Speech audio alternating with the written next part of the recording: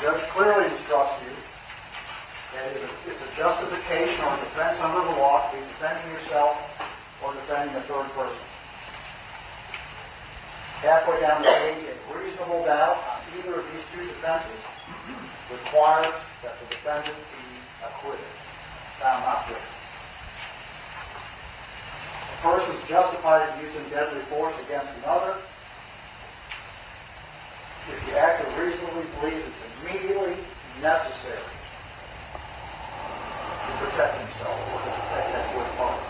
What is more immediately necessary than having a handgun stuck in your face? And you heard from several people, starting with Aaron, that handgun was this big when he saw it. And then it was explained to you by Dr. Coons and even by the state's expert, Mr. Priest, that that's called tunnel vision. That the officer's view comes down to 2 or 3 degrees, and they focus on that weapon. As a robbery victim would. You've all heard it described in the news, the robbery victim described the weapon as being as big as some of that James football outside the scope of evidence. Stay within the record. That's what the expert witnesses. Oh, that's right. Go ahead. They describe how robbery victims view a firearm when one stuck in their face and they're startled by it. It's huge. It's their focus. It's the focus of the officer's attention when that happens to them. And the experts say that's why when that happens to the officers, they cry out, "Show me your hands, show me your hands." Because that's their focus. The focus is the hands. The focus is the weapon. That's the threat.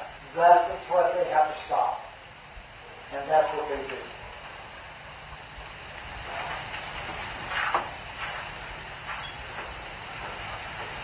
The application of the law to the facts, page 9. The judge first instructs you on the application of the law of self-defense to the facts of the case.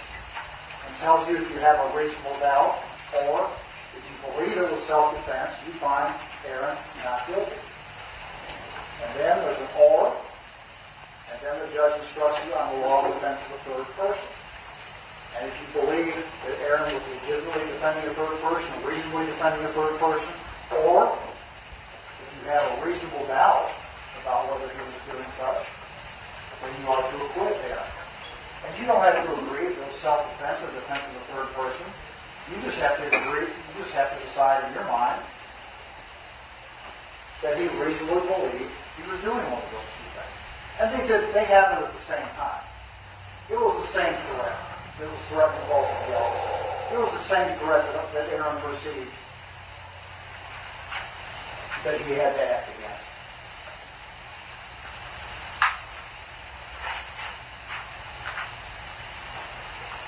The judge tells you that there is a lesser included offense, the offense of manslaughter. Manslaughter is recklessly causing an individual's death. The law of self-defense and the law of defense of the third person applies equally to manslaughter as it does to murder.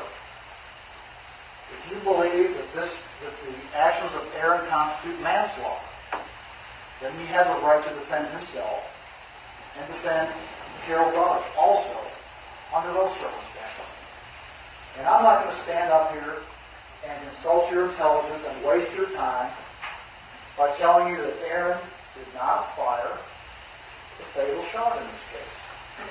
He did that. He took this witness stand and took an oath even though he didn't have to, even though the judge would have instructed him to not consider his not testifying for any reason, even though he knew he had to come up here and face cross-examination by experienced prosecutors. He took the witness stand because he wanted you to hear everything. And he told you what happened. And then he was cross-examined. And he told you again what happened. And we know that what Aaron said is correct and truthful because it was the same thing that was said by the other two eyewitnesses. to what happened out there that day. We can't really discuss what Aaron told you about what happened without discussing what Zion Carr told you what happened. And remember the circumstances of how Zion Carr testified? He was the state's first witness. And he took this witness stand right over here and took the same oath that everybody else agrees to take. And he answered questions from the state of Texas. And then he answered questions on cross-examination, like any other witness would have. And Zion Carr's testimony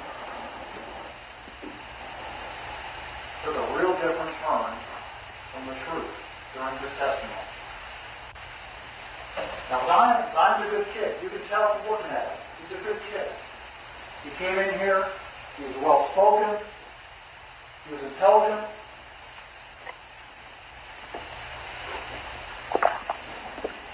but you could tell he was under a lot of pressure.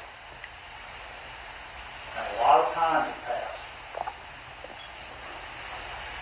So Zion succumbed to the pressure and testified differently from the truth. Well, fortunately, we know what the truth is. Because as soon as police got on the scene, they separated Zion from the scene. And they got him almost immediately to an experienced, trained, qualified forensic interviewer named Lindsay Dula. And Lindsay sat down with him and had a conversation about what he had just seen. And what he saw mirrors what Aaron saw. Because Zion Carr told you he was seated, he was laying on his aunt's bed, further away from the window than she was. And she said, I heard a noise. And she got up and went down by the window and got her gun out of her purse. And then she took that gun and she made sure she had a hot chamber. She already had a hot chamber. So she ejected an unfired round onto the floor, which was found at her feet by crime scene officers.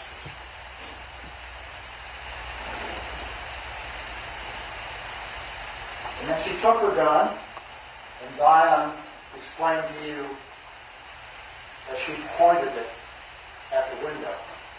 And we know from Aaron's testimony and from Officer Garza's testimony that Aaron Dean was on the other side of that window in full police uniform, having been dispatched there by his department.